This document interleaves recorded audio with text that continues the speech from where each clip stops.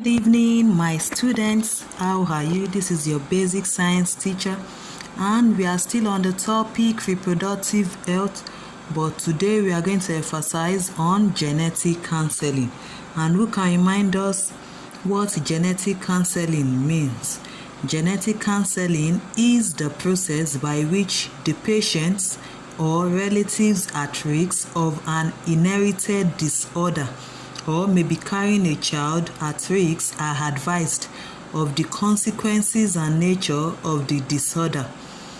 Likewise, the probability of developing or transmitting this disorder and the options which are available to them in management and family planning. Like I said earlier, the experienced personnel or professional will explain to them the risks at which they are exposed to this disorder, and this is usually recommended for people with history of hereditary disorder. Remember that I gave examples of such hereditary disorder. For example, we have cystic fibrosis, muscular dystrophy, sickle cell, hemophilia. And what are the importance of genetic counseling? What are the importance of genetic counseling? Number one, to ensure that there are no genetic anomalies in either partner which would produce damaged offspring. A medical practitioner will explain this in detail. What they need to do. We even check their history in order for them to avoid what can be avoided. Number two, help in prenatal diagnosis. As you can see from the picture, the lady is pregnant. Then assist couples of ethnic group in which a particular inherited disease is common. Assist those known to be at risk for carrying disorders such as the ones that I mentioned, and can help to determine previous miscarriages.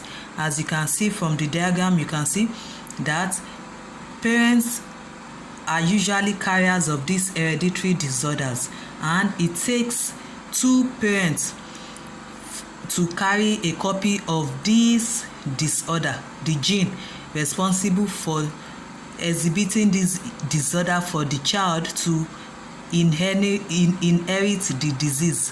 For example, now cystic fibrosis. In cystic fibrosis, a mutation in a gene changes a protein which helps to regulate the movement of salt in and out of the cells. So this makes a person suffering from this to have thick and sticky mucus in the respiratory, digestive and reproductive system, as well as increased salt in the sweat. And for this to occur, that means that the child has to inherit a copy of the gene from each parent in order to have the disease.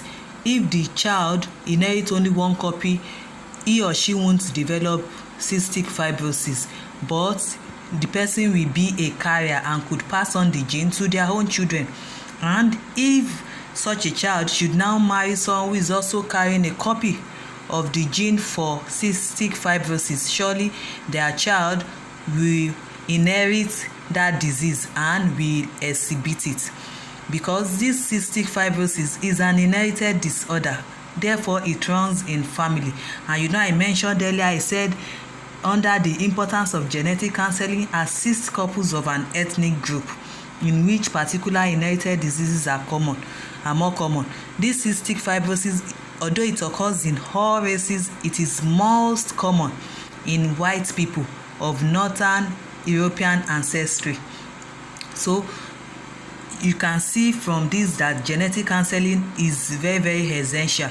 This disorder cannot be cured. It can only be managed, because it causes a lot of things. It affects both the respiration, the digestion and reproductive system, mainly of the person suffering from heat, as well as other organs too.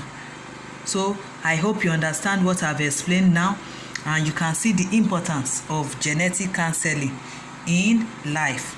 Okay, we've come to the end of the class. Take care Stay safe. God bless. Bye for now.